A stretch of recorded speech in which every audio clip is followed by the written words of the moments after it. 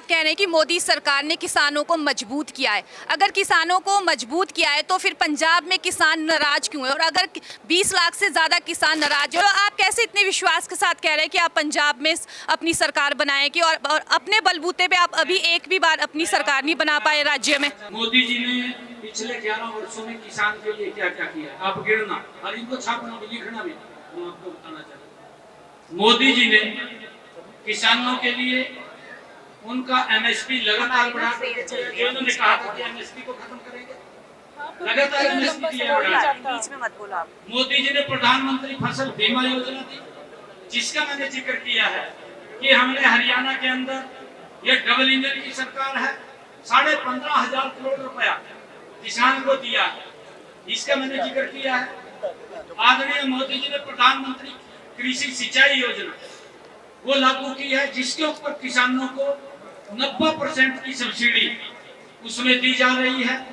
मोदी जी ने इन 11 वर्षों में किया है ताकि किसान का पानी वेस्टेज न जाए, वो पाइप दबा करके अपने प्रति एकड़ के अंदर वो पानी पहुंचा सके। ये मोदी जी ने सब्सिडी दे करके काम किया है। और मोदी जी ने जो किसानों के लिए जो सोलर पंप है ट्यूबवेल के ऊपर सब्सिडी दे करके जो 5 HP 10 HP की मोटरें थी हमारे किसानों की, उनको सोलर से किया, सोलर से जोड़ने का काम किया। ये मोदी जी ने इन्हीं 11 वर्षों में किया। और मोदी जी ने जो किसानों को लाभ पहुंचाए हैं, उसका चर्चा आज हर व्यक्ति करता है, परंतु ये योजनाएं ये पंजाब में लागू नहीं है। इसके कारण से पंजाब का किसान वो इस सरकार से नाराज है, इन सरकारों से नाराज है। हम ये देखते हैं कि अगर कहीं किसी किसान को दिक्कत आती है, उसका समाधान भी हम करते हैं, बैठ करके करते हैं, उनके साथ बैठ करके उसका समाधान निकालते हैं। और यही कारण है कि हम किसानों को उनकी फसल का उचित मूल्य हमारी सरकार दे रही है। हमारे यहाँ पर बाजरे का जो किसान, पंजाब में भी है बाजरा, किसान जो बाजरा उगाता है पंजाब के अंदर, उसको उसका पूरा लाभ नहीं मिलता, परंतु हम उसको एमएसपी दे करके पूरा लाभकारी मूल्य दे रहे हैं। हमारा सब्जी का किसान है हरियाणा के अंदर, हम उसको भावांतर भरपाई दे रहे हैं। अगर किसान आलू उगाता है, आलू के रेट मंडी में कम जाते हैं, तो उसका ऊपर का जो खर्चा है वो हरियाणा सरकार वहन करती है, परंतु यहाँ नहीं देते हैं, यहाँ उससे वंचित है। इस कारण से यहाँ का किसान सरकार से नाराज है, यहाँ की सरकार से नाराज है, वो ऊपर की सरकार से नाराज। पंजाब के लोगों ने जो मन बनाया है कि 2027 में कमल के फूल नरेंद्र मोदी जी के साथ जाएंगे, और उसकी नींव अब 19 तारीख को लुधियाना वेस्ट से कमल का फूल खिल करके जीवन जी को विधानसभा में भेज करके उसके ऊपर मोहर लगाने का काम ये लुधियाना के लोग करेंगे। लुधियाना से ही ये पूरे पंजाब को, पूरे देश को यहाँ के लोग संदेश देने वाले हैं। जो मैंने दोपहर से कार्यक्रमों के अंदर लोगों का मैंने चेहरों को पढ़ा है, जो उनके व्यू आए हैं, वो इस चुनाव के अंदर बड़े मार्जिन से कमल का फूल खिलाने वाले हैं। क्योंकि जो बातें आम आदमी ने कही है, उन बातों के ऊपर वो खरा नहीं उतरे। पंजाब लगातार पीछे जा रहा है। जो लोग नशे से पैसा कमा करके जेब में भरते हो, तो नशा कैसे खत्म हो जाएगा? जो नशे को खत्म करने की बात तो जरूर करते थे, परंतु उस नशे को एक हथियार बना करके पैसा खींचने का काम भी करते थे। आज लोग इस बात को समझ रहे हैं, और मोदी जी के नेतृत्व के अंदर देश गति से आगे बढ़ रहा है। हमने हरियाणा के अंदर जितनी योजनाएं मोदी जी ने चलाई हैं, वो सभी की सभी योजनाएं हरियाणा में लागू की हैं। हमने गरीब व्यक्ति के लिए आयुष्मान कार्ड लागू किया है, जिसमें 5 लाख रुपए का इलाज व्यक्ति का फ्री में हो रहा है। और मुझे बताते हुए ये खुशी भी है कि हरियाणा प्रदेश के अंदर ऐसे 20-22 लाख परिवारों ने इस योजना के साथ जुड़ करके अपना इलाज कराया है फ्री में, और सरकार ने 2,500 करोड़ रुपया उनके इलाज का पैसा दिया है।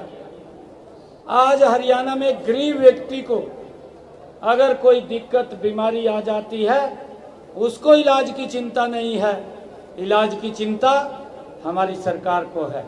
हमने जो कहा था उसको पूरा किया है, और यहाँ पर उस योजना से लोग वंचित हैं। केंद्र जो योजनाएं भेज रहा है उनको भी लागू करने में ये सरकार नाकाम रही है। मैंने कहा है कि ये सरकार कांग्रेस के रास्ते पर चलते हुए उससे 2 कदम तेज गति से चल रही है।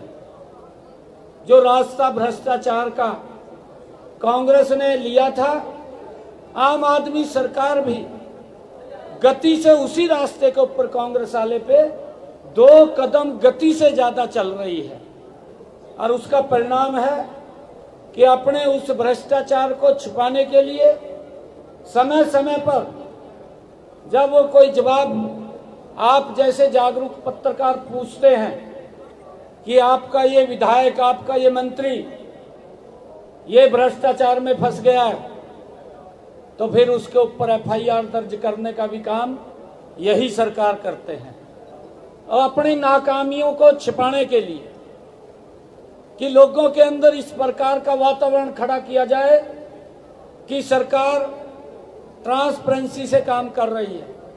परंतु जितना भ्रष्टाचार इस सरकार के अंदर चल रहा है, उससे पंजाब का हर नागरिक आज वाकिफ हो गया है, और आने वाले समय के अंदर यहाँ से आम आदमी की सरकार को भी बाहर भेजने का काम यहाँ के लोग करेंगे।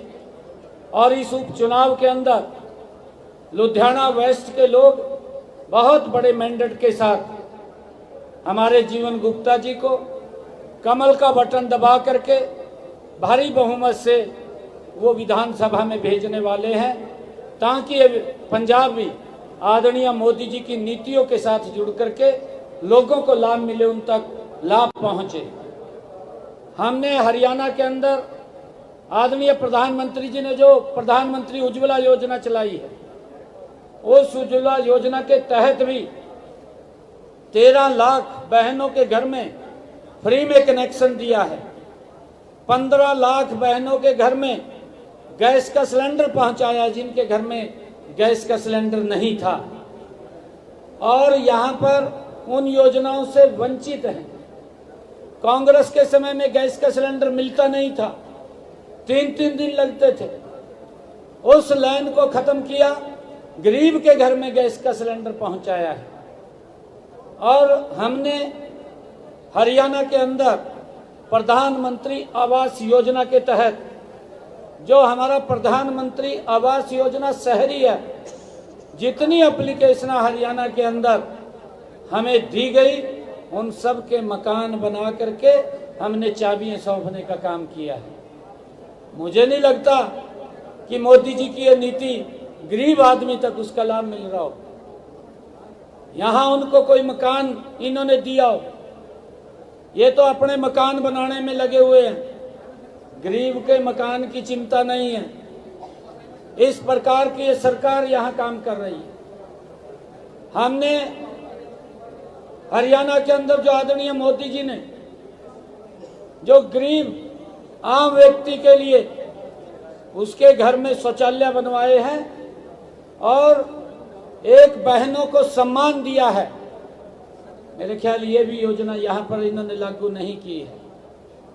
हमने किसानों की, जो ये लोग किसान के नाम के ऊपर राजनीति करते हैं, क्योंकि कांग्रेस भी उनका नाम लेकर के राजनीति करती थी, और अब आम आदमी भी क्योंकि उसी रास्ते के ऊपर चल रहे हैं, ये भी उसी का नाम लेकर के राजनीति करते हैं। परंतु उनके सुधार के लिए ना तो कांग्रेस ने कदम उठाया था और ना ही ये आम आदमी उठा रही है।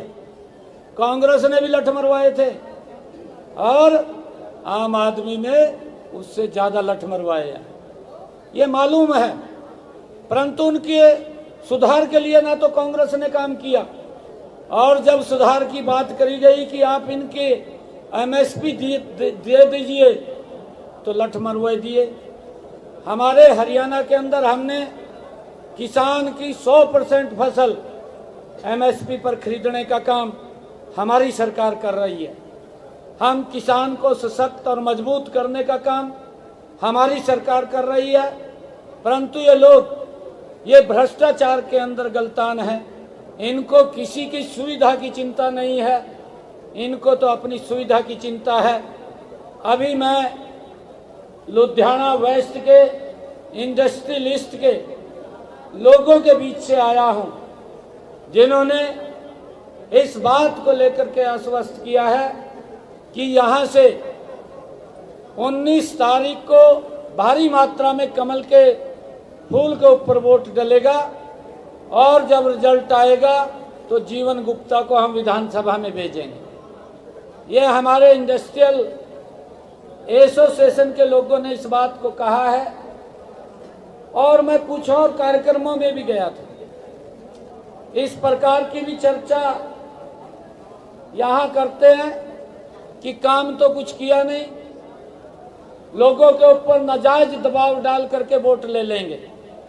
परंतु अब ना तो ये कांग्रेस का ढर्रा चला था, कांग्रेस भी इस रास्ते पे चली थी कि लोगों के ऊपर नाजायज दबाव डाल करके वोट लेना, कांग्रेस को बाहर नकार दिया।